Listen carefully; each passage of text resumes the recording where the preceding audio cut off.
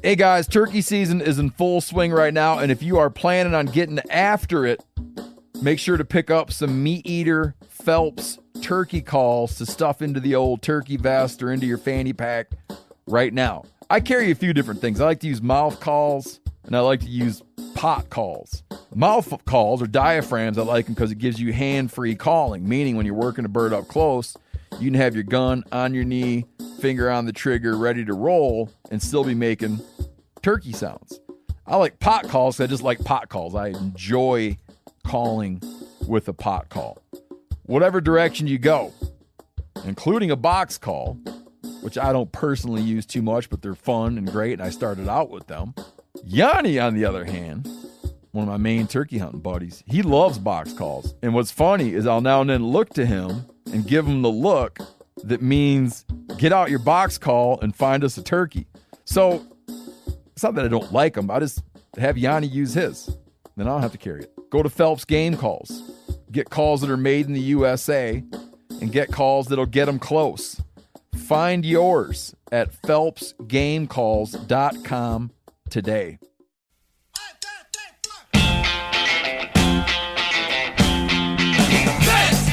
Do you roll a surf cart full of tackle and 3 10-foot rods onto a crowded beach and soak bloodworms for croakers right where everyone is swimming? You bring your favorite tackle, lures, a cooler of food, and drink if you feel you need it, and away we go. You get these guys that just left Wall Street a half an hour ago. They're like king of the world, and then they get on the boat and they can't cast. Bro deserves a raise.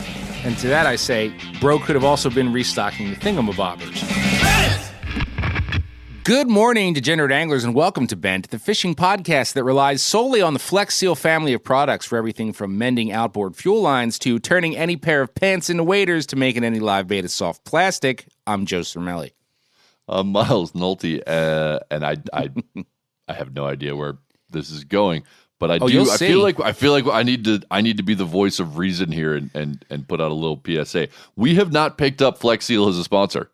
Joe's not doing this out of obligation. This is not a hard sell. I don't know where the Flex Seal is coming from. No, that's true. That's accurate. However, I wouldn't mind picking them up as a sponsor, because I'm about some Flex Seal. Matter of fact, the best fly fishing trick I know revolves around it. You want to know what it is? Yeah. Clear Flex Seal, in my opinion, is the best sealant for foam flies ever. Clear Flex Seal? Yes. So you didn't even know there was clear. You're not on the inside of the Flex Seal family of products, right? But I learned this.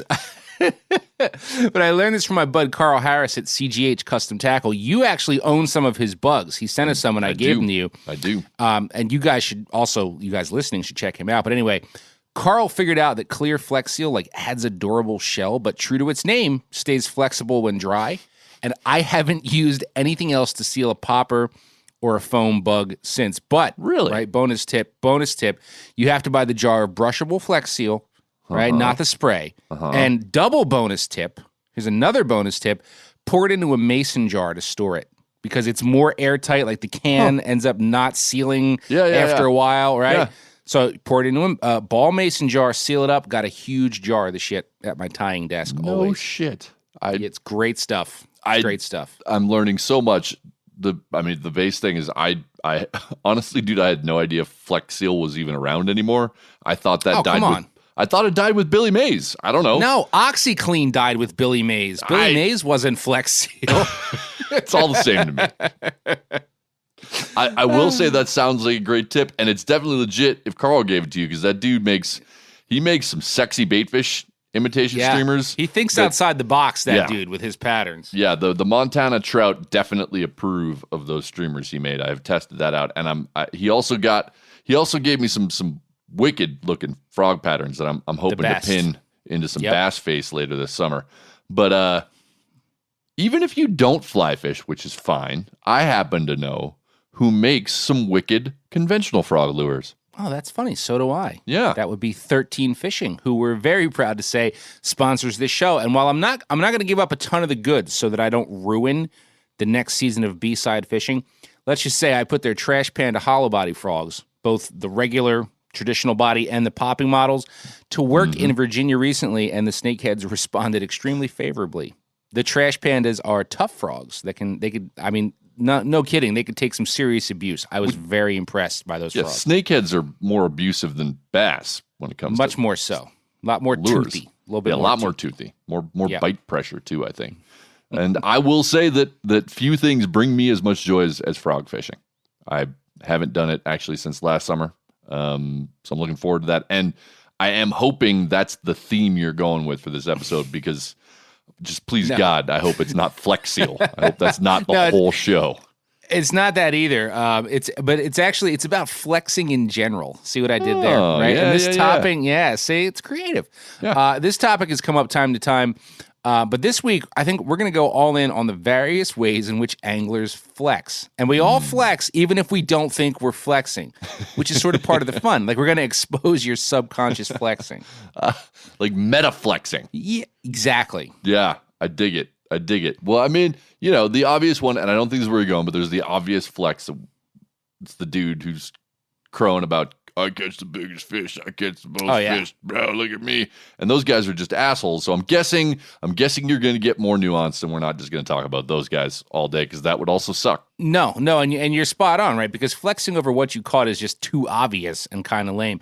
Like, one example, one of my favorite flexes is just simply being right about a lure or fly. And I know for sure you get this because you were a guide, right? You're out with somebody that's struggling a bit and just like insistent on fishing a certain way, and you're like, hey man, just switch to this for a little bit. Just trust me. And you're right. Like, that's a good flex. Mm-hmm. Yep. That is and good. because I'm at the point in my fishing, and I mean this, where I enjoy seeing the people I'm with catch fish as much as I enjoy catching fish, it's like a double win. Because I'm happy about their success, but I also just got to flex a little bit. Totally. So it's great. It's terrific. Yeah. I mean, similar to that, I feel like the ultimate form of what you're talking about is seeing a stranger, like a complete stranger you don't know, on the water struggling while you've got it dialed. This is good. And then just going up to them unprompted and offering advice. And like, it's the best, because you get to be both magnanimous and kind of an egotistical ass at the same time, right? Like, you are both the nice guy, but you just flexed on him. And there's also the opposite side, which used to happen sometimes while guiding, right? And I'd know that we had tied on exactly the right thing. I'd know what they were eating and how, and we're using the right thing. But the clients still weren't catching fish because they weren't listening and they weren't fishing it right, right? And so sometimes I'd get the, do you think we should try something different? Question, right? And at that point, like, I hated to do it, but I have to take the rod and then like hook 3 fish on 3 consecutive casts and just hand it back and say, no, I think we should stick with that. I think we're good. That's a good one. That's great. I said, now another one I love. I also really love, and this sounds shitty, but it's true, I love catching fish behind somebody. Oh yeah, and that might be the best flex of all. And for me, at least, like, it's a scenario, at least I don't end up in very often, and you wouldn't unless you're kind of the guy that goes out looking to do this to prove a point. But every once in a while, right, you just unknowingly step into that scenario where someone is where you want to be, and you're watching them just going, they're not fishing that effectively at all. And you don't push them out. You don't make a scene. You just bide your time close by, wait for them to give up the ghost, and just slide in and connect. And that's the thing of beauty. Yeah. I'm sorry. Yeah. And you still don't comment or rub it in. You just keep to yourself, but you know they know, right? And like, I'm trying to think. The last time that happened to me, this was years ago. It was on a Steelhead River in Ohio, and it was glorious. It's just glorious. You described this as a rare occurrence, but this happens all the time, fishing out of drift boats on the popular rivers. Good point. Here. Where you're like, fishing, I could see that. It's all the time. Like, that was the game. It still is the game. And jumping ahead of another boat, like rowing around another boat to get to the water before them is that's a dick can't move. Do that. That's a no-no. Can't do that. Cannot do that. But there's nothing wrong with hanging back and just mowing someone else's lawn, as my good guide buddy used to call it. It's like, it's the public yet quiet flex. Yep. And it's satisfying. Yep. It's satisfying. Very. Very much. And despite the fact that I do like those more quiet, more low-key flexes. That's more my style. Sometimes you got no choice. You just got to be overt about it. People from New York City and the boroughs, like out near where you are, they kind of already have that reputation. Like, the Jersey Shore thing is all about overt flexing. Oh, you don't say. I think that's what the situation majored in. That's right. And on that topic, all that like that fact about that area makes the story we have for Smooth Moves this week extra sweet. This is the part of the show where we get guides and captains and shop workers and anyone else who makes a living in the fishing industry, and we bring them on and we let them bitch about dumb things their clients do. And today we are joined by Staten Island's native son, Captain Frank Crescitelli. Why did you do that? Why? Why did you do that, Karen? Oh my God. All right. Joining us today on Smooth Moves, our buddy Captain Frank Crescitelli. What's going on, Frankie? Hey, Joe. How you doing? Good. It's good to see you. And man, there's so much to set up about you. So you're a veteran captain in the New York City area, originally from Staten Island, right? Yep. Born and raised. Born and raised, and you've had a huge hand in conservation work in the striper scene. You have a TV show, Fin Chasers. Okay. You're a man. You have irons in many fires. Yeah. And there's weren't you also a mechanic? And there's some kind of other business. I don't. You've done everything, man. Like I mentioned anything. Like, oh yeah, I did that for a couple years. I did do a lot of different businesses. I was an auto mechanic by trade, and I had gas stations, repair shops, and that until we decided to have kids. And then we figured that, somebody had to raise the kids, so I got out of that business, and it was changing dramatically. But yeah, we had used cars, rentals, cellular phones. I was doing cellular phones since 1987. Oh man. All right. You figured being a charter captain would give you more time with your family. Yeah. I bet that didn't really work out. What happened is once the kids got into full-time school, then I actually went to a Tony Robbins seminar, and I had to figure out what was I going to do, and I decided, yeah, man, I love fishing. If I can make that a business, and I signed up right there that Monday when I get out of the place, and I signed up my buddy Dino as well. He had no choice. I went to his house, dialed the phone number for the captain's phone, and put the phone in his hand. So that is the best origin story I've ever heard. You've made it work. I mean, there's so many things. You also run the Manhattan Cup tournament, which I fished. But on the actual charter for hire, how many years have you been a captain for hire, man? So this year would be 22 years. So the last few years, not, only very special people, because I've been focusing on the video and TV stuff. And the challenge in the beginning was just that. You want to take people fishing when it's good, but you also want to film when it's good. And it's hard to film even when it's good. Yeah. The camera comes on and the fish disappear. But it was a time where I did 160 trips a year for a bunch of years. I was doing 6 a week and grinding it out. And 75% of my business comes from Manhattan. So I would drive from Staten Island to, 23rd Street, pick these people up, and then start the trip from there, when market closed stuff, mostly afternoons. And then fly fishermen would come in the morning. And it was great when the fishing was great. And then not so great when the fishing was, tough. I always have so much respect for the salty guys because, unlike a river, the fish aren't always there every day. Right. They could just not be there. But you do the fly thing, you do inshore, you also have spent a lot of time offshore.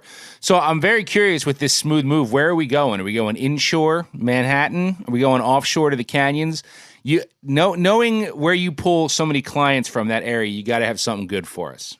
I really hate to try and correct people or put them in their place about if they're wrong, but sometimes they get on board with very strong opinions about you're from Staten Island. Isn't that what you do if you're from Staten Island? Correct people and put them in their place? Yeah, and it would be, you got to remember, you're getting these guys that just left Wall Street a half an hour ago.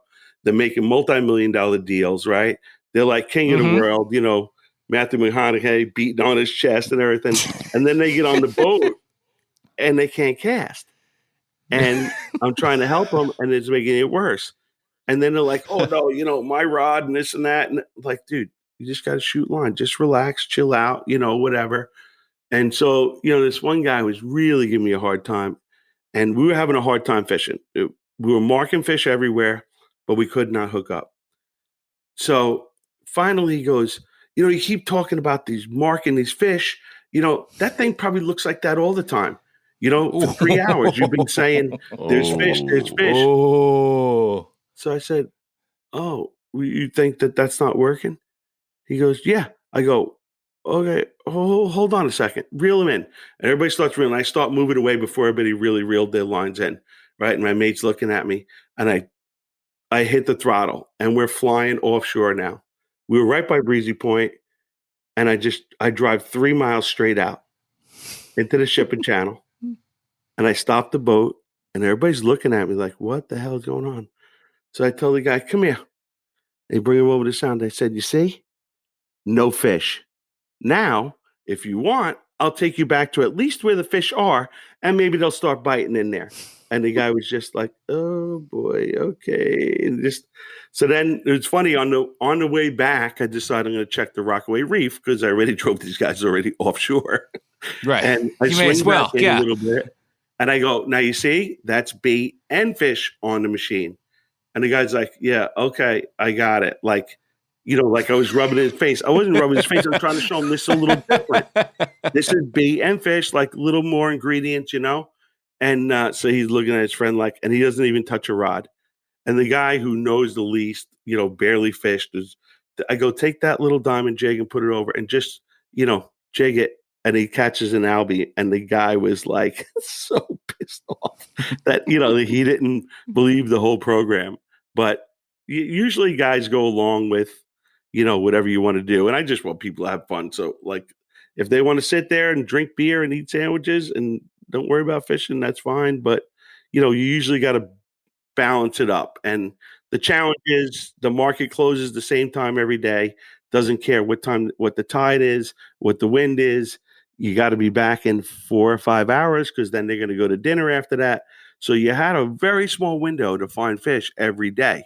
And it was interesting, man. So a lot of your deal, you were literally picking guys up in the south end of Manhattan, in the financial district to fish when the market closed between that and their fancy dinner. Yep. And their clients would never forget, right? I mean, they could take you to how many $100 steaks could these guys eat in their life? And they forget where they went, but they never forget if a guy takes them fishing and then takes them out to dinner. So that's how we built that whole thing on there. I know you don't, you want everybody to have a good time. You're mellow. We've hung out. I know your program, but at the same time, I also know that sometimes as a captain, you got to flex a little bit. Oh yeah. Because otherwise people aren't going to trust you. And if they don't trust you, right, they're not going to catch fish because they're not going to listen to you. So every once in a while, you have to pull that power move to be like, oh, really? Let me show you. And then all of a sudden, they believe you and they get a little more sheepish. And all of a sudden, they start catching fish. So not nobody. I never like doing that. I can tell you don't like doing it. But sometimes you have to do the flex if you want the day to work out. Did you get invited to all the dinners, all the power dinners? No, I drop them off. They go eat. And then I got to drive 16 miles home, clean the boat. And then, by then it's 11 o'clock and then do a fly trip in the morning or something, So if people don't think it's hard work, man, it's hard work. Listen, don't be surprised if you hear more from Captain Frank on Bent down the road a piece. Or maybe, just maybe, see him in season 3 of Das Boat, which is in the works right now. Anyway, Frankie is so fun. And he was actually telling us that in those days when he was guiding all the Wall Streeters, it wasn't uncommon for these guys to show up at the boat still wearing black wingtips and a suit, which is funny because in their world, that look alone is a flex. You know what I mean? But as soon as you're trying to pull it off on a striper boat, you're doing the opposite of flexing. You just look dumb. But he said that was very common. Yeah. I like that story for a lot of reasons. But one of the things that I think it brings up, and this is true in my experience, like Frank was saying, most guides, the good guides, people I consider good guides, they don't want to flex. Yeah, of course. The flex is it's the nuclear option that should only be used when all else fails. And the clients just won't listen to you or won't believe you. But you do have to pull that card when you're forced to. Ultimately, you're the captain of the boat, and if your crew, if your sports lose faith in you, that's a problem. And you got to get that shit back one way or another. Sure. But I mean, unfortunately, right? Too many charter guys use that business model, though. They just that's stake what they everything. start out doing is the flex instead of using it to fix a problem. Like that's how exactly. they go. Yeah. They just stake everything on this over-the-top bravado about how they outfish everyone, and I know that works for some people. I'm the best fisherman on shore. Believe that. Believe that. No one can handle me. I haven't been making videos lately, but I'm still out here catching fish all the time. I catch them all the time. Believe that.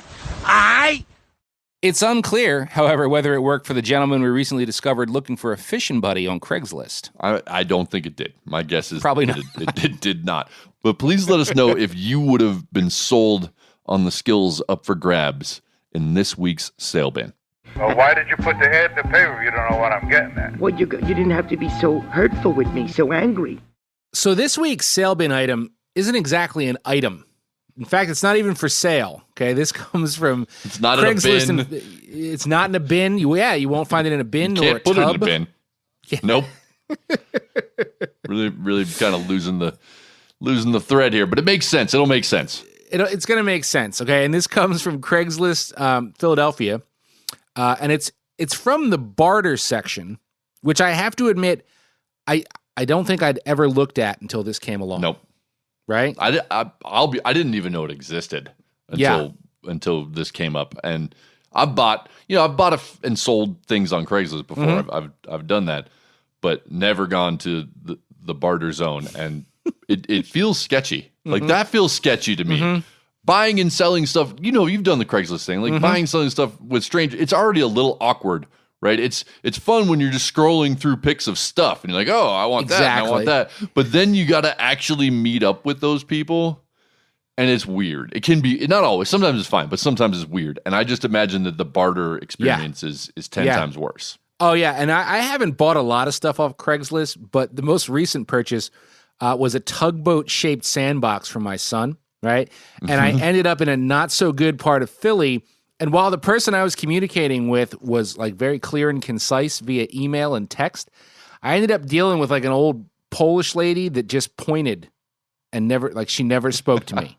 Speaking of awkward. Like the yard was just full, like literally piled with beat up plastic playground equipment. And and it was very strange. I got the boat though, No, that does, it sounds strange, but that was legitimately completely worth it because I've seen that tugboat sandbox. That thing's fantastic. If my kid actually knew that existed, he would be racking his little brain right now trying to figure out what he could trade for it because he would want it.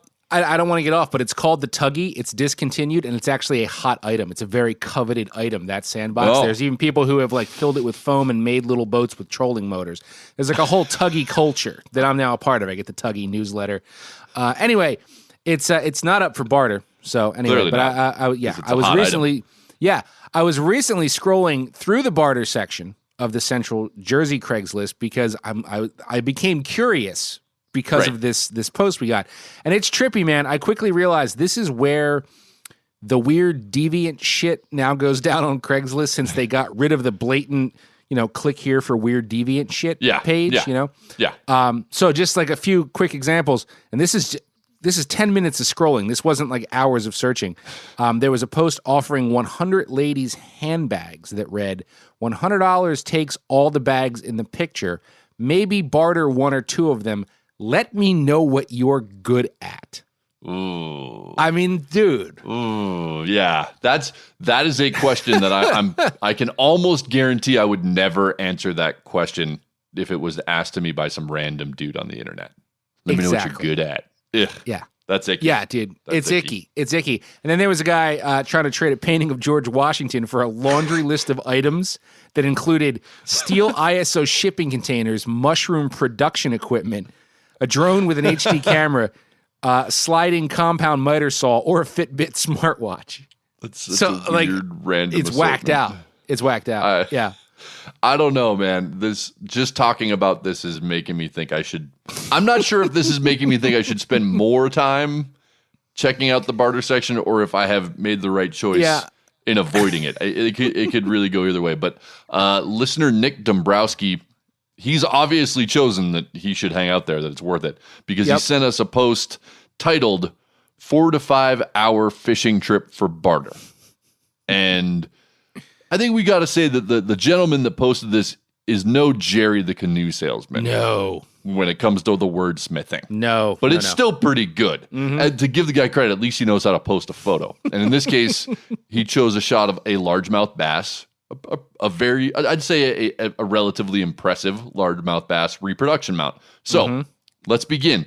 And just so everyone understands my yelling tone, the post was written in all caps. It's got to be read this way because that's how I perceive it as well. So. Yes. I will trade a 4 to 5 hour fishing trip on my boat on the waters of Penn Warner. We will pitch lures like spinners and crankbaits at the docks or shoreline structures, slow fish plastics or jigs, troll lures for bass, pike, and pickerel, whatever you like. You bring your favorite tackle, lures, a cooler of food and drink if you feel you need it, and away we go. That's how I hear it. I know. And so before we go on, I just got to add, I actually live right near Penn Warner, and it's a bunch of private lakes that I actually think are owned by a waste management company. But cool. they're stocked, and you have to have a membership to fish it. So I just want everyone to understand that the pot is actually being sweetened here by this being private water. However, there are these huge lakes. There's also plenty of natural, fish reproduction. And there's also a shitload of members. So even though it's private, they get pounded. I've fished it a handful of times. And what I'm basically saying is just because it's private, it's not automatic. Like the fishing can still suck there. So it's not that, the pot is not sweetened that much. Right. Yeah. So let's go on. I am bartering my time, boat, and knowledge. I have been out and caught bass and pike already, so it only gets better as the spring progresses into summer. We would probably start 6 or 7 a.m. until whenever. I am not a professional fisherman or a guide of any sorts. I am just a fisherman of over 55 years with many trophies to my name looking to go fishing. So you just explained like it's private water, but it's not necessarily that good. And Right. he tells us you can't use his rods and reels. And you're on your own for lunch if you think hunger is going to be an issue for you. You think you might get need to hungry. If handle you're it. human, you handle that. Exactly. But there's also there's a contradiction here in that he says you'll start at 6 or 7 a.m. until quote whenever. But if you look at the title of the post, then you'd be done by noon at the latest. And all Latest. My take, the way that I interpret this is that the length of the day, the duration you get to fish will be solely based around whether or not he likes you. Right? So I think this is a good comparison to Jerry, because like Jerry, this guy, he's looking for a friend. He just can't say that. He's acting like he needs a little something in return when he really just wants a fishing buddy. Yep. But here's the closing. We'll finish it up. Just looking to trade a day of fishing to see what people offer. I can only take one person as that's what my membership rules dictate. There will be no money exchanged. I charge nothing, just a barter of something. Let me know if interested and let me know what you have to trade. It's so vague, right? So what is the value of this trip? And I'm really asking, like, at least I don't know. At least the guy with the George Washington painting stood firm that it was worth $4,000, which is why he felt he could ask for a drone and a bandsaw. But like, dude, how do you even approach this? Like, base it around what? A guide's day rate? That doesn't seem right. He's not guiding you. Yeah, what's offensive? If I said I'll give you a book of Burger King coupons and a case of Natty Light, are we good? I don't know. A weed whacker that needs some TLC? What's acceptable? I don't know. Wouldn't know how to approach it. I mean, my gut in a situation like this is, because this is how I was raised, I think of food, right? I would offer a nice lunch. But the dude has already made it clear that he thinks needing to eat or drink while fishing is a sign of weakness. So I don't think that's the angle that you want to take. Like, I don't know. I got a shitload of hats. I'm sure you do too. Maybe Many. Like I'll give you 5 hats. I don't know. I think the only solution we have is that you live out there, dude. You got to test this and see what it'll take. Maybe you could go, dude. You go big. You offer him like a new 13 rod and reel setup and just blow his mind, because you know he's going to take that. And then, but the caveat is that you get to record the whole day for the podcast. I dare you. I dare you to do this. Ooh, dare, huh? Wow. Like what? Like double dog? Triple dog? I think this is double dog, and this is double dog territory. Okay. Because don't tempt me with a good time that could actually be a complete nightmare. You could. Are you familiar with the film Tusk? Anyway, vaguely, yeah. We'll see. Maybe I'll consider it because it could also be great. Anyway, Nick, thanks for this, and to everyone else out there, don't overlook those barter pages. Clearly, we are missing out on some gems. Dare I say, maybe even the better, creepier gems. And when you find something juicy, shoot that link to bent@themeateater.com. Well, that guy has plenty of trophies to his name, and I'm always looking to add another trophy to my name for supplying the most poignant fish-related news stories. So here comes that weekly flex of internet searching ability we call Fish News. Fish News! That escalated quickly. Quick follow-up on last week's sail bin segment when we made fun of the explosive hookfish net, which is like a castable throw net with bait in case you missed it. A couple of you sent links to YouTube videos, which sent me down this rabbit hole that I probably should have explored before we did the segment. Would have been good. Have we done an oopsie? Have we had an oopsie? We might have. I will keep it short. Long story short, it turns out this product is actually incredibly popular just in Southeast Asia, not here. And over there, they're commonly called spring bomb nets. I actually watched one video where there's this tiny little pond, and the banks of this pond are just lined like shoulder to shoulder with people, and all of them, every single one has a spring bomb net at the end of their spinning rod line. All of them.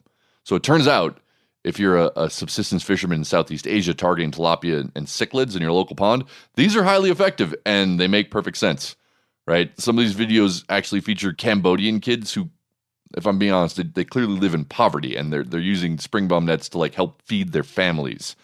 And what I can't figure out is how they self-film their adventures or upload them to YouTube, but such is the world that we live in, right? Like YouTube channels are cheaper than shirts now, it seems. Anyway, the whole thing made me feel like kind of an ass, dude, if I'm going to be honest. Okay. I made fun of something that's like feeding hungry people, and we're fortunate enough to live, we're fortunate enough to not need spring bomb net, right? We don't need that. Okay, here's what I'm going to say, though. I think where we failed was that we said it doesn't work, right? We couldn't figure out how it would work, but clearly it does, right? So, okay, fine. We screwed that part up. But we found it on a site that was marketing it to U.S. anglers. So we're still allowed to. I don't feel that bad. No, I'm not losing sleep. But I don't think these are going to catch on in the U.S. anytime soon. But they certainly have a market. We just missed it. No. Plus, you send them kids a case of trout magnets, they'll forget all about their nets. They'll light them up. Anyway, speaking of feeling like an ass, I actually have sort of a correction this week. It's actually not really a correction, but more proof that I'm just somewhat slow. You did that story about the fishing tourney with old Walter the smallmouth, right? Yep. And it was like, if you caught it, you got $100,000, but you had to catch it over a weekend, and then the prize dropped to $1,500. And I said this was shady because this marina has $100K sitting around it's weird. And a bunch of people wrote in and were like, "Hey, dimwit. You take out an insurance policy for something like that." Really? When people are putting up a bunch of money as a cash prize where it's like a competition like that, apparently the insurance payment is less than the prize value, and the insurance company is just hoping someone doesn't win. Huh. So they're like, no, of course they don't have $100,000 sitting around. They have $1,500 sitting around, which is why the prize dropped to $1,500 after the weekend. But that once it was said, it made total sense in my head. Yeah. And reiterated why I could never own my own business, because finances are lost on me. I do not understand such grown-up things. Know none my of head, these my head never went there. But so thanks for that, everybody. Final thing before we get in the news, those eating fish T-shirts and hoodies we've just been cramming down your throats. We've decided to give one of each away. You know why? Because we're cool like that. It's true. How about that? Yeah, we are cool like that, and we don't need a special occasion to give you shit. No, we don't. For 1 week and 1 week only, kind of similar to how we've done giveaways in the past, those Degenerate Angler and Bent Podcast hashtags are worth more than stickers. That's right. So to qualify, we're looking for the pictures using those tags posted between today, which is June 25th, and next Friday, which is July 2nd. In other words, you got to do this between now and when the next episode airs. Yeah. And I don't know, make us laugh, gasp, wince, cry.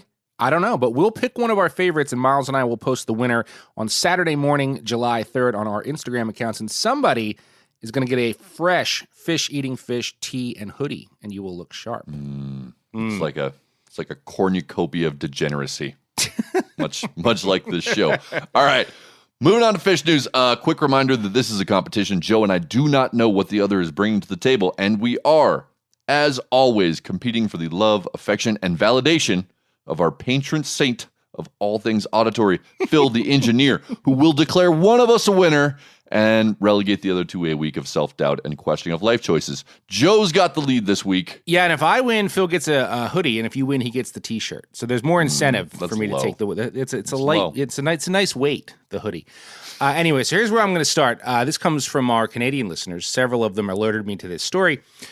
And it's pretty interesting and sort of speaks to like fish perceptions by country and region. So here in the U.S., of course, bass are the king dog, number one most coveted fish in the U.S. And I'm mainly talking largemouths there, but we love a nice smallmouth here as well. Well, certain conservation groups in New Brunswick, Canada, flippin' hate smallmouths right now. And they hate them so much that they're willing to poison the famed Miramichi River to get rid of them. Okay. Oh, I've heard about this. This is a big deal. Yeah. Right. So smallmouth, just so we're all on the same page, are not native to New Brunswick. They were first found in Miramichi Lake in 2008, and it's believed that they were illegally stocked by bucket biologists. Somebody thought these would be great to catch here and put them in. So this story comes from CBC News, and it says, a growing population of smallmouth bass in Miramichi Lake, Lake Brook, and a portion of the southwest Miramichi River has been threatening Atlantic salmon as well as brook trout native to the waters, salmon conservation groups say. Smallmouth bass threaten salmon and trout by taking over their food and habitat, said Neville Crabb, a spokesman with the Atlantic Salmon Federation. They can also threaten other native species around them. So the federal government has officially greenlit the eradication of the smallmouths by spraying the fish-killing pesticide rotenone starting this August. And, of course, this got my attention because I know that the Atlantic salmon is to the Canadian Maritimes what stripers and largemouth are to the U.S. And, I mean, look, the Miramichi isn't some little no-name trickle, right? Like, this is big, hallowed water. And naturally, the first thing I thought was, how you gonna rotenone these areas and not have it affect the salmon? Because, and this is directly from the story, the product will kill the vast majority of fish in the waters being treated. According to an authorization document from Fisheries and Oceans Canada, the death and decomposition of fish will modify the food web, the fish habitat, ecological structure, and the nutrient input of the waters. But as it turns out, right, so some of the salmon conservation groups are pushing the hardest for this and actually wanted it to happen last summer. But it got roadblocked by the government, partially because a lot of people with waterfront homes on Miramichi Lake were just worried about dealing with piles of decomposing fish and their kids swimming in the lake and such. And residents are still complaining about all this. Some have been told they'll have to avoid the lake for several days, but the spraying is happening. They'll start on August 15th. And some waters may actually receive a second dose in September. Now, the salmon conservation groups are participating in the spraying of 17.2 kilometers. And according to the story, to mitigate the number of Atlantic salmon affected by the rotenone, salmon will be captured and held elsewhere prior to releasing the pesticide. Barriers will also be installed to prevent salmon from entering the area being sprayed. Those barriers will be removed once a water purifier has deactivated the pesticide, allowing salmon and trout to migrate back in. Crabb said the rotenone will not be at concentrations lethal enough to destroy all fish in the water. Brown bullhead catfish and golden shiner, for example, are expected to survive. So the salmon folks are saying, yeah, this is harsh, but, look, people come to New Brunswick for Atlantics. They are the biggest economic driver. They are what people expect to catch in these rivers above all else. A growing smallmouth population would drastically alter the ecosystem, so this is what has to be done. But this is where it sort of gets a little bit sticky, right? The New Brunswick Aboriginal Peoples Council, on the other hand, is saying, hey, listen, we're already catching smallmouths in areas outside the ones you guys are saying has them. They've already flushed the system. They're not confined. So this is all going to do more harm than good. They're saying, you're forgetting about insects and birds, stuff like that. Like, is that even being considered? To further back up their claim, the story cites a 2009 Department of Fisheries and Oceans report that says, if these smallmouths get into the southwest Miramichi, eradication efforts will be pointless. And they're there. They were first spotted there in that section of the river in 2019. So it's a whole dilly of a pickle here, but they are moving on with the spraying. Oh, that is a tangled web. All right, first is a procedural question. They have a way of moving the salmon out. I would love to know what that is, but they did not go into that. I was thinking the same thing. The piece that doesn't seem to fit for me, because if you have a way of moving the salmon out, why wouldn't you have a way of capturing the smallmouth? Like, I would think those would be one and the same. Exactly. And if I had to guess, like, they know that there's going to be death there that they don't want. Like, I don't know how you could possibly get them. You're not going to get them all. You're not.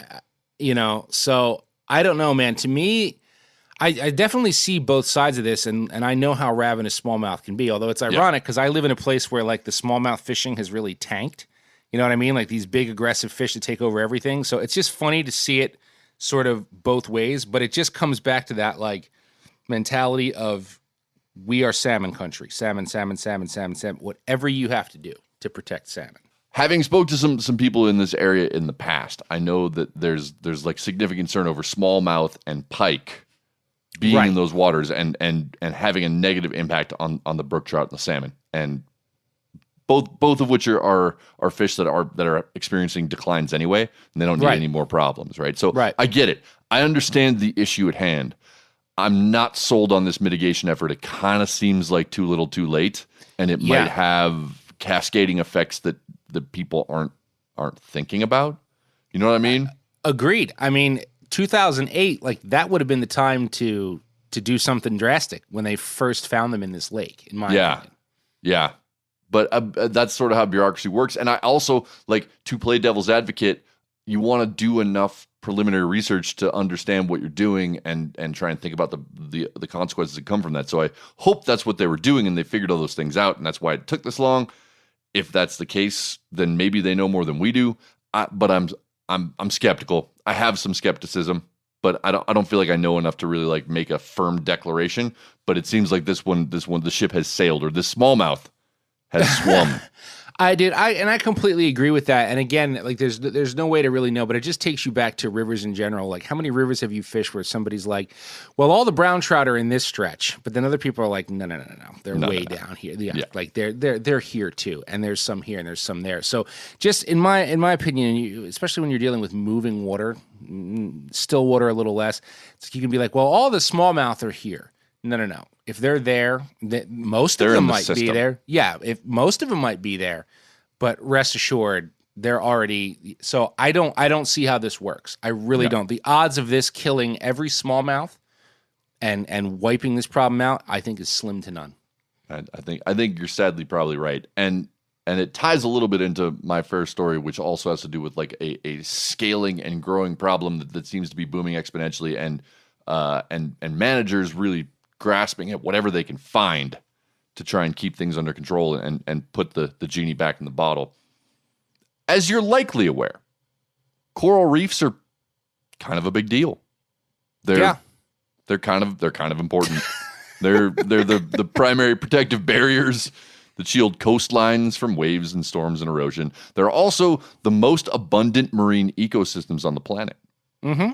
Yeah, they only cover about 2% of the ocean floor, but they house at least a quarter of marine life, which is pretty freaking amazing if you think about it.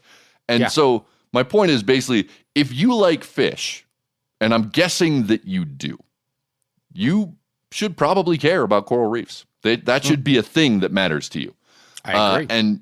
And one thing I should clarify, coral and reefs, not the same thing. They're related, but they're not. Reefs can refer to any hard structure that forms an oceanic barrier. But most naturally occurring reefs are the result of coral. Coral are these tiny anemone-like organisms, and they secrete calcium carbonate, which is a hard substance that they live in. And that's what builds natural reefs. Right. So basically, to sum this up, you need the coral animals to both grow and maintain natural reefs, right? Because without the coral animals themselves, the reefs, they get broken and eroded, and then they're gone pretty fast. Yeah, basically like the dead shells left over don't do anything for you. It's got to be a living, breathing system for it to matter. Yeah. Right. I mean, they matter for a little while, but not for very long. You need the whole thing. You need the animal there to keep things up, right? Yep. And as you may also be aware, I'm sure you are, coral's kind of struggling right now. It's got, you got warming oceanic temperatures and higher acidity, and those are making coral colonies all over the world look like the bison herds standing near Western train lines in the 19th century, just knocking over. It's not good. But just in case that analogy is not ominous enough, a new form of bacterial infection with the extremely literal name stony coral tissue loss disease was discovered on the east coast of Florida in 2014 and has now spread across the state and into the Caribbean. And it is real bad. Over 95% of Florida's coral reef has been affected. The disease spreads quickly, and once a colony shows signs of infection, it usually dies within weeks or months. The causes... Ooh, that's fast. Yeah, it's real fast. Damn. The causes and origins of this disease remain unknown, but we do know that it's killing off star, brain, pillar, flower, and maize corals primarily, all the way from northern Florida to Costa Rica. And those are the types of corals that contribute most to reef building and maintenance, like the big structures. Those are the ones that build the big structures that we like. Stony coral tissue loss disease can sometimes be stopped by applying amoxicillin to the affected corals, but doing that at scale is just not, it's just not realistic. Yeah, right? we had a story a while ago. Remember about the treating the bacteria? What was it? They were trying to figure out how they could treat coral reefs similarly with and we couldn't figure out how to scale it. I don't remember the details right now. I feel like it had something to do with Greek yogurt. I don't know. Oh, I remember. Yeah. It was like a probiotic thing. Yeah, probiotic. That's what I was looking for. Probiotic. Yeah, probiotics for coral. Yeah, this is kind of similar, except instead of trying to help them grow, it's trying to prevent them from dying. Yes. And it was the same thing. You can't... I'd give them a shot of both. 1, 2. Boom, boom. Oh, just like when you were 20. But I think the point is the amoxicillin is not going to solve this. So the Florida Wildlife Commission, the Florida Department of Environmental Protection, and other nonprofit partners recognized the severity of this disease and the enormity of what could be lost if all these corals succumb to it. So in 2018, they initiated this program where they took samples of the highly susceptible corals from around all the state's reefs, and they transplanted them to inshore coral farms and aquariums across the country, right? And the idea of this is that they're creating... they're basically trying to ensure that these local corals would not be completely eradicated, right? Right. So, and the hope being that later on, that these specimens could be used to repopulate future reefs in Florida. Wow. See what I'm saying? So last week, those same groups announced that they had successfully planted 1,152 coral colonies at 24 different sites from Jupiter to Key West, from those stocks that were grown and maintained in coral farms and aquariums. According to FWC, the purpose of this project is to determine the fate of corals that are susceptible to stony coral tissue loss disease when outplanted across Florida's coral reef, where the disease is still present but no longer found in epidemic proportions. The knowledge gained during the study will pave the way for future expansions in the restoration of disease-susceptible corals. All right, hold on. The language that they use there is important. Okay. No one's claiming victory or that there's a solution here, right? This project will help figure out what happens when affected corals get replanted in dead zones where the disease has already ravaged and dwindled. A spokesperson for the Department of Environmental Protection said, understanding where and when it is safe to start outplanting species that are susceptible to stony coral tissue loss disease again is a major first step in restoring the resilience of Florida's coral reef. Now, he said first step. All those corals they planted might just get reinfected and die again, or some might survive. Either way, that's going to be useful information moving forward. But While most of the susceptible corals in the affected areas got infected with the disease and died, certain individuals survived, suggesting that those individuals have some kind of resistance. And earlier this month, the Florida Aquarium announced that they had successfully crossbred rescued brain corals with wild brain corals that resisted infection. In a press release, the aquarium said, quote, "The hope is that corals produced using this technique will be more resilient to future disease outbreaks and will help restore the Florida reef tract." Point is, not all hope is lost, at least not yet, right? The use of coral farms as both genetic seed banks to preserve the global diversity and like places to develop strains that are more resilient to disease, acidity, and heat is probably like the most promising technology that we have. Yeah. Right? Yeah. Like, much like those replanted corals in Florida last week, these are all possibly good steps. Like, this might help. And that's important, because if global coral reefs collapse, which is like a super real possibility with all the things going on, we're in a lot of trouble. And like what's going on in Florida and these other groups like Coral Vita based in the Bahamas, essentially what they're trying to do is turbocharge coral evolution to stay ahead of the rapid changes happening in ocean ecosystems right now, which from like an objective standpoint is just interesting and cool. But from a personal standpoint, it offers this glimmer of hope in an otherwise totally dismal trajectory. And so I've just been following all of this. Dude, it's fascinating, and like you have to applaud all of that. And there's a glimmer of hope in that, right? Like that's a very hopeful thing. But also like looking at it from like a realist perspective, right? Because that's just what I do. So like this bacteria can kill off a reef in weeks or months. Like not a whole reef, a colony. A colony, okay.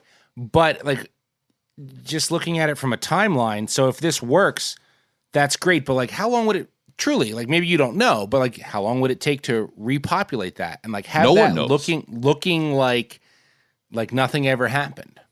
And it'll never be the same. Right?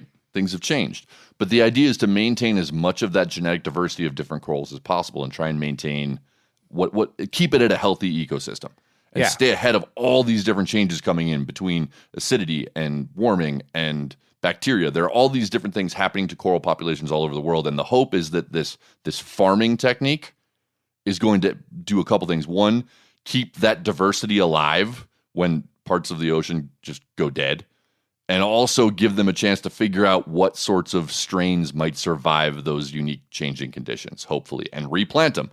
The timeline on that, no one knows.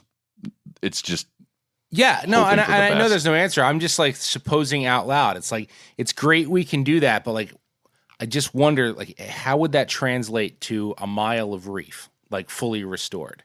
You know, how long will we see that? Will our kids see that? You know, so a mile, yes. The whole thing, no. Maybe our kids, maybe. Well, maybe. I don't know.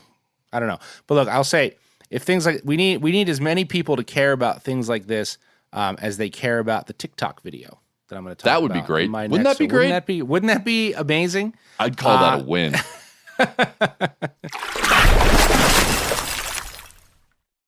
Hey guys, turkey season is in full swing right now, and if you are planning on getting after it, make sure to pick up some Meat Eater Phelps turkey calls to stuff into the old turkey vest or into your fanny pack right now. I carry a few different things. I like to use mouth calls, and I like to use pot calls. Mouth calls or diaphragms, I like them because it gives you hand-free calling, meaning when you're working a bird up close, you can have your gun on your knee, finger on the trigger, ready to roll, and still be making turkey sounds. I like pot calls because I just like pot calls. I enjoy calling with a pot call. Whatever direction you go, including a box call, which I don't personally use too much, but they're fun and great, and I started out with them. Yanni, on the other hand, one of my main turkey hunting buddies, he loves box calls. And what's funny is I'll now and then look to him and give him the look that means, get out your box call and find us a turkey. So it's not that I don't like them. I just have Yanni use his. Then I don't have to carry it. Go to Phelps Game Calls. Get calls that are made in the USA and get calls that'll get them close. Find yours at phelpsgamecalls.com today. So I actually hate to admit it, but this story might force me to rethink previous statements about refusing to get on TikTok. Okay? And this is you just gave us a very good weighty story about real life things. I've done no such thing here. There is not nearly as much value in this story, but it is a fun one. And it while it is fun, it also makes me question our society, which I always enjoy doing. So yeah. Anyway, this comes from the website of North Country Public Radio. Headline: Fishing for customers catching a phenomenon. Okay, I don't know if you heard anything about this. So I gotta set this up, right? So I'm like paraphrasing the story. So an owner of a local toy store in Saranac Lake, New York, he's crossing an intersection in town and he spots $1 on the sidewalk. He reaches down to pick it up, and of course, the $1 is magically whisked away. So he follows the $1 into Blue Line Sports, which is a fly shop. And he realized he'd just been pranked when Ryan Baker, a fishing guide with Adirondack Trout Fitters who works at Blue Line Sports, said, "Well, come on in, sir. How can I help you?" while holding a rod with the $1 dangling from the end. Now, look, that's the oldest trick in the book, right? Absolutely. Like, $1 on a string. Like this is not new. Okay. Well, that day, Baker and his roommate Reed Mason, who's also a fishing guide, punked more than a dozen people with the old dollar bill trick. And I have to say, like, this is such a fly shop kid thing to do. Oh God, isn't it? yeah. I could see the conversation that led up like, to this. Yeah. So like most of the time you walk into a fly shop and kids just like, playing Mario Kart or like tying more squirmy worms or whatever. There's a lot of downtime, you know, there's a lot of downtime. So the manager comes in and is like, "What? Sweep something. Clean a window. I don't know." Exactly. So I'm down with this as a way to occupy time and drum up a little extra business, which they did. They did with this little trick. Matter of fact, Baker himself said, "We just figured let's keep fishing. We're always fishing." So I put a $1 bill on the line and put it out on the sidewalk, right? So that's all cute and haha funny. But Mason had been filming all the reactions to the prank, and he compiled a bunch into a single clip, set it to the SpongeBob SquarePants theme song, and posted it on TikTok. And this is from the story. Mason's TikTok account had something like 50 followers before this video went viral, according to Baker. Overnight, he gained more than 1,900 followers. His cell phone was flooded with notifications. Eventually, he had to shut off notifications, according to Baker. Quote from Baker: "It was constant. He showed me. He was like, dude, every time I refresh my feed, it's another 100, another 100, another 100. Every second, he would refresh his feed." So within 24 hours, the video racked up more than 1.6 million views. Wow. Okay. Now, first, good for you guys. Like that's awesome, right? And they said it absolutely translated over the next couple of days into more bodies in the shop, which is also awesome. I'm happy for those guys, right? But the part that gets me is that, like, that's the thing that would get 1.6 million views because, again, hell, the $1 bill on a string thing has been around since paper money was invented, I think. Like, I fell for this on the boardwalk in Jersey when I was 10 and got laughed at by a bunch of kids smoking cigarettes in Napalm Death t-shirts. So I just can't believe that the $1 bill on a string thing still has that kind of juice in 2021. Like, people don't even carry dollars anymore. Like, if it's more than $10, I charge that shit. So, of course, the post was also lit up with comments. Here's just a couple. Bro deserves a raise.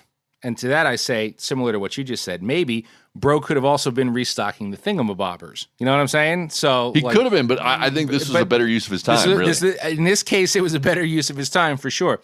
Then another one was like, honestly, I'd buy something. And like, that's great for the shop if it's true. But like, would you? Like, if you tricked me into a health food store, I wouldn't be like, ha, you got me. And while I'm here, give me a bag of them kale chips.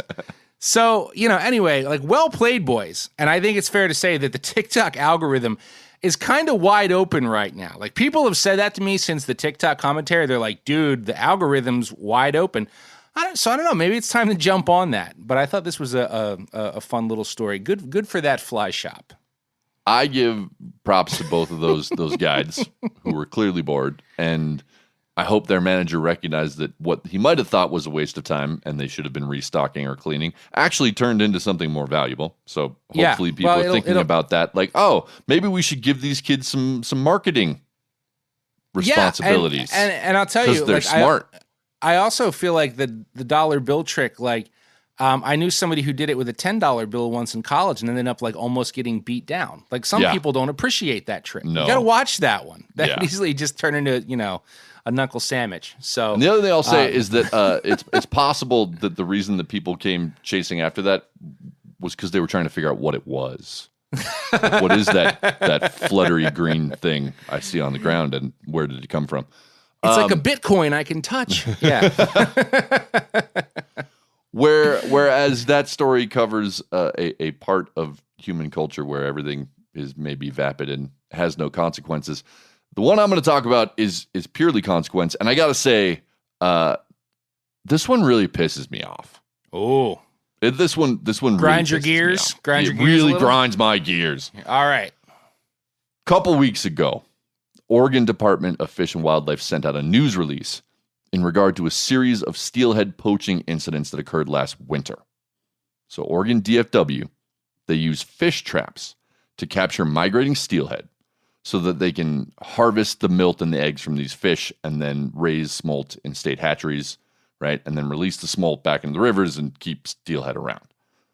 Okay. One of the places they do this is an area of Woodward Creek, which is a tributary of the South Coquille River. And that area is closed to the public and not easily accessible. That's why they do the trapping there. Biologists set the traps, and then they rely on local volunteers to check them and say, like, hey, you got some fish in there, go check them. Right. The biologists then remove the fish, and they spawn them. But last winter, they ran into a problem. According to district biologist Mike Gray, we would get a call from a volunteer saying there were 6 or 7 fish in a trap. Then when we got there, the trap was empty, or there was only 1 fish in it. We found evidence that the trap had been damaged, so we knew someone was getting in there. And this went on for weeks, right? They'd get calls saying, oh, fish are in the traps, and they'd come up empty-handed. Eventually, troopers set up surveillance cameras and caught 3 individuals on video the first night they did it.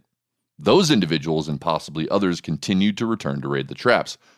One of them noticed the cameras, stole one, shot another out with his rifle, but he didn't get all the cameras. And so far, that individual, Kane M. Horner, is the only one of the poachers to have been identified. And fish traps weren't the only places where wild steelhead theft occurred in the area last year. Have you ever heard of broodstock boxes?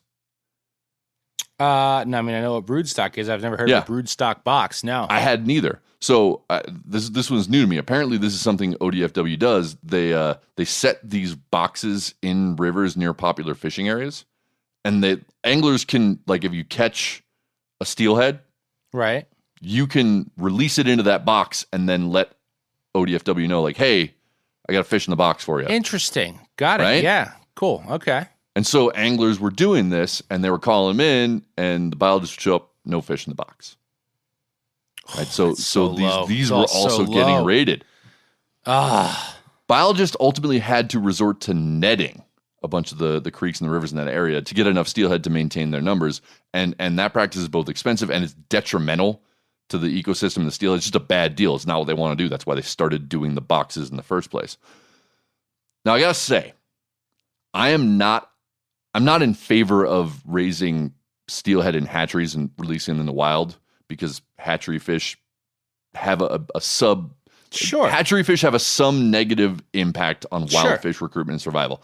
And it's a complicated topic with a lot of tension, and there are valid concerns on all sides, and I'm not going to get into all of that here because that's not the point. The point is, when I first read this story, I thought maybe this was like an Ed Abbey monkey wrench gang style insurgency by wild steelhead activists. Yeah. Right? And if that were the case, I would not condone these actions, but at least, like, I could understand them. Yeah, it's right? like you have a cause of some kind at least. Like you have a belief. I get it. And that's what I first thought. And so I'm like, okay, if these are like wild fish vigilantes and they're breaking in fish traps and broodstock boxes and they're setting the fish free as a way of increasing wild production and sabotaging the hatchery program so they can't get their numbers, like I see that as idealistic if misguided. But the end of this story is that ODFW caught the one suspect identified on camera while he was illegally fishing in a section of the river that's closed to allow steelhead to spawn unmolested.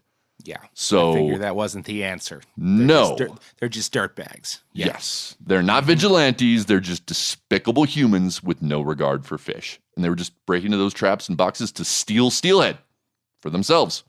The first arrest went down in February, and ODFW just sent out this press release just recently, which to me that suggests the investigation is stalled.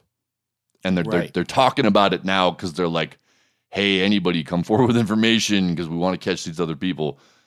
And I can't wrap my head around the sense of entitlement that a person would have to do something like this.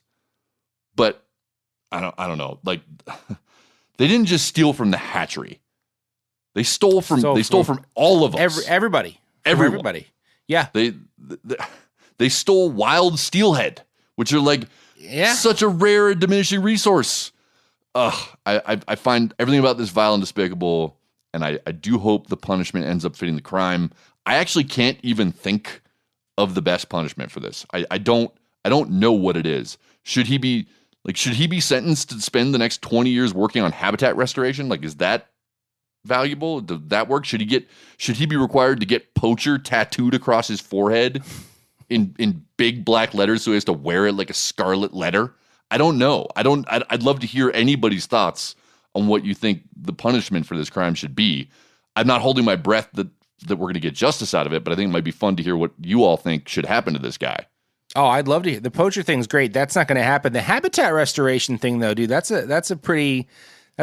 like that. I like that a lot. But, you talked about like motivation for this stuff and, the guy's stealing from everybody and just reading so many of these stories with so many different kinds of fishery. And this one's definitely on another level because of how precious those fish are to begin with, how rare. But I also feel like, it's like murder. Like, everybody wants to know why. And sometimes the answer is because I'm just a shitbag that doesn't care. Like, that's sort of like the end of the story. Like, we see it out here with stripers all the time. These guys poach all these stripers. None of them probably follow or they just don't care about anybody else's conservation effort going on behind that. It's irrelevant. It's pure selfishness, and they just don't care. So I hate to say it, but I would guess these guys are not super in tune with the plight of the steelhead. Like, it's just like, there they are, and I need those. It's awful, but I want to believe that there's more of a reasoning behind it. I want to believe there's some like coherent philosophy, even if it's at odds with my own. But maybe you're right. Maybe it's just blind, stupid. I don't know. I'm just curious. They probably didn't get into this, but like, is there any correlation between the phone calls and the group? In other words, like, were they checking all the time, or would they just seemingly get hit after somebody called and said there's steelhead in the trap? I don't know. I don't know the answer to that. I don't know. I mean, how would they know? Like, is there a ring? Is this like a ring? I'm joking, but I doubt it. I just think these are just dirtbags. They're everywhere, dude. In every they're everywhere. But this one is particularly. I want to think better of humanity than that. I don't think you're wrong. I just want to assume that people have some sort of coherent reasoning for the shitty things they do. And I know that's not always true, but it helps me make sense of it. Okay. Well, we'll see what Phil thinks about all of this, about the poaching, about the TikTok, about coral reefs, about killing off smallmouth. And then after that, we'll do a little weekly word and give you a new word to call somebody who you don't like, or maybe who poaches your steelhead. All right, it's my favorite part of the week where I get to choose which parent I would like to live with after the divorce. And this week, that parent is Joe Cermelli. What kind of an idiot falls for the old dollar on a fishing line trick? I mean, come on.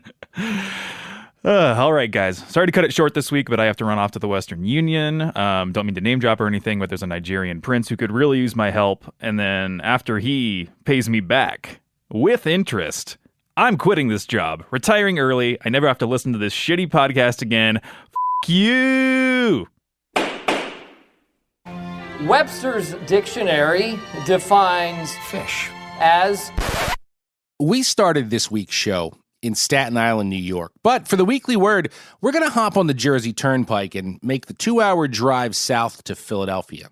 And this journey is actually by request of several listeners who have asked me to give an oral history of the term shoobie, and that's SHOOBIE. Like most slang terms we've covered in this weekly word, John, shooby isn't tied directly to fishing, but it's used pretty often by anglers along the Jersey coast from roughly mid-state to the southern tip at Cape May. However, research shows that shooby can also be heard uttered in Delaware and even certain parts of Southern California. And that's all well and good. But I'm going to go ahead and say that even if there are shoobies in Cali in the first state, the term was still borrowed from the OG shoobies, which come from Philly. Shoobies, or shoobs for short, have been around since the late 1800s. And back in those days, the Jersey Shore was not the sprawling, crowded tourist scene it is today. In fact, only a select few areas of development even existed along the coast in the southern half of the state. Now, these days, thanks to the Atlantic City Expressway, you can get from Philly to the beach in about an hour. Of course, back in the early 1900s, your fastest option was by train. And furthermore, the train was a relatively affordable option for poorer families in Philadelphia who would pack the cars on a Saturday morning for fun in the sun. Now, I've read accounts that the price of the train ticket also included a boxed lunch that came in a shoebox. I've also heard that after ponying up for that ticket, many families just didn't have enough money left over to buy food at the beach, so they carried their lunches to the beach in shoeboxes. Either way, the day trippers were easily identified by their shoebox lunch pails, and the term shooby was born. While shooby is alive and well, how one gets defined as a shooby has morphed over time. Shoobies making a day trip these days aren't hanging around Wildwood and Avalon eating stale bread out of a Buster Brown box, but according to Urban Dictionary, a shooby can be any person who looks out of place while at the beach, usually identified by the wearing of black party socks with shorts and flip-flops and or a severe sunburn. Other sources note that common shooby traits include pale skin, a lack of familiarity with local customs, and wearing shoes on the beach. However, Philly Magazine went all in 2010 with an article that featured a series of questions aimed at helping you figure out if you are, in fact, a shooby. Here are a few examples. Have you ever used wet towels as car drapes so pedestrians or other drivers can't see you shimmy out of your wet bathing suit? Have you ever spent more than 5 minutes getting your towel in the perfect tanning position to the sun? Do you carry enough blankets, towels, coolers, umbrellas, and other beach paraphernalia that your family looks more like a safari expedition when you finally get to the beach? Do you go in the water, dip down to your waist, wave your hands in the water, and then get out? Do you insist on listening to a Philadelphia radio station on the beach, even when it sounds like noise from a World War II field radio? Do you engage in any kind of relationship with seagulls, feeding them, chasing them, etc.? Now, if you answered yes to any of those questions, you might be a shooby. Now, if you want to know if you're a fishing shooby, I devised a few questions of my own. Do you roll a surf cart full of tackle and 3 10-foot rods onto a crowded beach and soak bloodworms for croakers right where everyone is swimming? Do you attempt to walk out onto a wet, snot-covered jetty, carrying a 6-foot spinning rod and wearing Sperry topsiders that have no tread whatsoever? Do you repeatedly bomb a tuna-sized plug under the bridge directly into the wakes of 300 jet skis and ski boats at noon during a dead low tide and expect something to eat that? If you answered yes to any of those questions, I've got an old shoebox full of banjo minnows with your name on it. Look, man, if it'll get me a shoebox full of vintage banjos, I will strap on some topsiders and go jetty skiing tomorrow. Hook it up.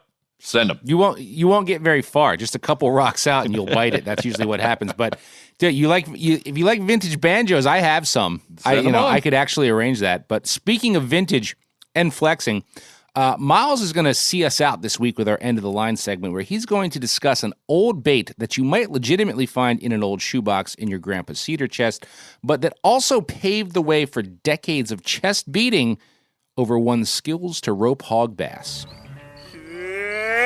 Fishy, fishy, fishy, fishy! Well, that's not loud enough, Bert. When I was 6 years old, my holy grail was a 5-pound largemouth bass. My Uncle Bob had one on his wall, a gape-mouthed green and black emblem of his fishing greatness. Now, as a grown man, I realized that a 5-pound largemouth is a respectable northern specimen, but nothing awe-inspiring, and that this particular skin mount, an amateur garage job done by a buddy of his at bargain cost, is actually far from exceptional. But 35 years ago, I didn't know any of that. I idolized my uncle and would sit on the musty cabin couch staring at his fish and ask him to tell me the tale of its capture again. It happened in the spring, in the shallow back bay of the small Wisconsin lake where I first learned to fish. We never caught anything in that bay because when I was there, in the summer, the bass were in deeper water. But I would still make my uncle take me back there at least once a year and have him show me the down log where on a fateful day in the late 70s, he caught 2 trophy bass in a handful of casts. One weighing 4.5 pounds and the other, the wall hanger, coming in over 5. He caught both fish on the same purple rubber worm. Older listeners will remember the worms I'm talking about. They came pre-rigged with a leader threaded from the nose of the worm through the body attached to 2 or 3 hooks that stuck out of the belly. Sometimes the hooks had thin wire weed guards on them. Sometimes the leader came dressed with other fish attractors like beads, a spinner blade, or a propeller. Back then, we called them rubber worms, even though they weren't actually made of rubber. Over time, I've noticed that the terminology has changed to more accurately describe what we fish. Most people call them plastic worms, or just plastics now. Only the real old heads still talk about rubber. Synthetic worms go back a very long time. The first American patent on an artificial worm was submitted in 1877, and it actually was made of rubber. But real rubber worms never took off. Rubber is relatively stiff and does a poor job imitating the supple juiciness of an annelid undulating in the water. For nearly a century, anglers and lure inventors struggled to find a fake alternative that worked as well as a live dirt snake. Once that finally happened, however, it changed sport fishing more substantially than just about any other new technology in history, except the fish hook itself. Nothing flexes in modern fishing like soft plastics. The man credited with inventing the first plastic worm is Nick Cream, who came up with his prototype in 1949. Some evidence suggests, however, that a man named David DeLong may have actually figured it out 3 years before Cream. But DeLong was not as successful at marketing his creations. Lore also claims DeLong as the first person to scent his worms with anise oil, a tidbit I have to mention as a nod to our resident striper expert, Bob the Garbage Man Bertana-Nananewski. While soft plastics really gained popularity and came into their own in the American South, they are Midwestern in origin. DeLong was from Indiana, and Cream hailed from Ohio, where he worked as a machinist. The mid-20th century saw the peak of American industry. Guys like Cream and DeLong understood industrial design and production. They also had enough disposable income to go fishing on the weekends and enough moxie and confidence to dream of quitting their day jobs and making a living at what they truly loved. Cream saw his opportunity in an emerging new chemistry. Plastics. Exactly how do you mean? There's a great future in plastics. Story goes that Cream paid a visit to DuPont Chemicals in Cleveland, and a lab tech gave him some chemicals to take home. How exactly he talked his way into walking out with a few buckets of proprietary chemicals to play with remains unclear. Maybe he paid the guy off. Maybe they shared a couple nips from a pocket flask. Maybe Cream was just that smooth. Maybe the story is total BS, but it makes a good story, so I'm sticking with it. Nick Cream and his wife Cosma spent the next year playing with polymers, pigments, and oils in their kitchen. Each time they thought they had a viable mixture, Cream would carry a vat of it down to the basement and pour it into a mold he made from a steel model of a real nightcrawler. In 1951, the couple took their first plastic worm to market. Like I said, Cream Lure wasn't the only company making similar products with pre-harnessed plastic worms, but they also sold unrigged replacement worms. And a few years later, an unknown bass angler fishing on Lake Tyler, one of the many newly created reservoirs in East Texas, came up with a rigging technique that would make Nick and Cosma Cream's worms world famous. That anonymous angler removed the brass eyelet from a bell sinker, threaded his line through the weight, tied on a bare hook, poked that hook through the nose of one of Cream's replacement worms, pushed it through, turned it around, and inserted the hook point and barb into the worm's soft belly so that both were hidden within the supple plastic. The Texas rig was born. By 1959, cream worms were the hottest commodity in the Lone Star State, selling for $1 a piece, which translates to about $9 today. Cream lure was making good money, and a year later, they moved their headquarters from Akron, Ohio, to Tyler, Texas. Cream lures achieved early success by being the first large-scale plastic bait manufacturer, but competition caught up quickly. Cream had to find new ways to stay ahead of the spreading sea of soft plastic lure options hitting the shelves. He recognized the marketing power of influencers a half century before anyone ever used that term. Cream tracked down the best local anglers and started paying them to travel all over the South, showing off the effectiveness of soft plastic baits and teaching others how to use them. He also targeted the pros and allegedly struck the first angler endorsement deal with John Powell, who he paid $18,000 to fish cream worms on the BASS series in 1967. Additionally, Cream conscripted Bill Dance, who endorsed the worms at tournaments, events, and on his long-running television show. Nick Cream died in 1984.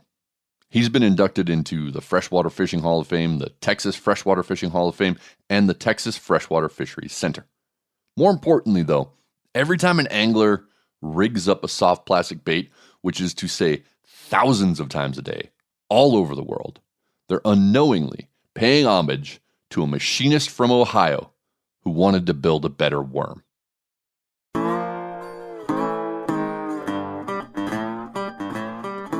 So that's it for this week. If you're staring into the mirror, trying to get that beach bod to pop in just the right ways, remember, never suggest your guide's fish finders on demo mode. Bring your own lunch when creeping on pay lakes with strangers. If you decide instead to take that lunch to the Jersey Shore, don't pack it in a shoebox. And Nick Cream and his inventions flexed harder than Macho Man Randy Savage. But the cream will rise to the top, oh yeah. How perfect was that clip? Anyway, right after you slather your bleach white skin with a quart of SPF 2000, feel free to share a Sailbin item, bar nomination, awkward photo, or newsy bit with us at bent@themeateater.com. We've also got eyes on those Degenerate Angler and Bent Podcast hashtags on the gram, and using them is the fastest way to score stickers from us. We also hope you've gotten eyes on the new fish hoodies and t-shirts in the Meteor store, because they will look great on you while you are jamming out to the Bent Spotify music playlist on the beach this summer. That's right. They'll also really bring out the shit and that shit-eating grin you love to flash while flexing on the 12-year-olds bass fishing at the local golf course pond.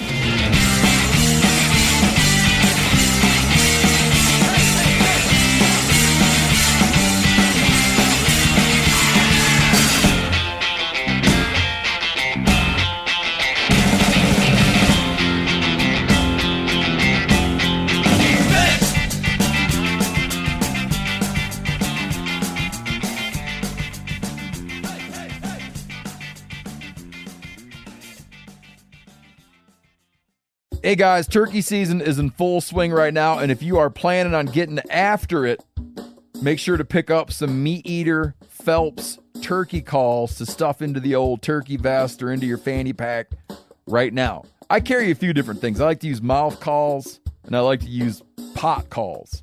Mouth calls or diaphragms, I like them because it gives you hand-free calling, meaning when you're working a bird up close, you can have your gun on your knee, finger on the trigger, ready to roll, and still be making turkey sounds. I like pot calls. I just like pot calls. I enjoy calling with a pot call. Whatever direction you go, including a box call, which I don't personally use too much, but they're fun and great, and I started out with them. Yanni, on the other hand, one of my main turkey hunting buddies, he loves box calls. And what's funny is I'll now and then look to him and give him the look that means get out your box call and find us a turkey. So it's not that I don't like them. I just have Yanni use his. Then I don't have to carry it. Go to Phelps Game Calls. Get calls that are made in the USA and get calls that'll get them close. Find yours at phelpsgamecalls.com today.